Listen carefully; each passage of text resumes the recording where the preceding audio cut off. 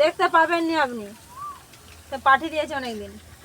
সবাই বলে রূপালী চপ, দেখতে পাচ্ছেন রূপালী চপ, এই যে রূপালী জানা, আপনারা দেখুন কিরম সব আলু একবার ভাজা তেলে একদম, দেখতে পাচ্ছেন, দেখেছেন। মুড়ি খাবেন আপনি? কাশিগুলো কোথায় গেল? এইখানে রূপালী চপ যদি খেতে চাও আসতে হবে প্রতাপপুর রথতলা, টেস্টি আলাদা।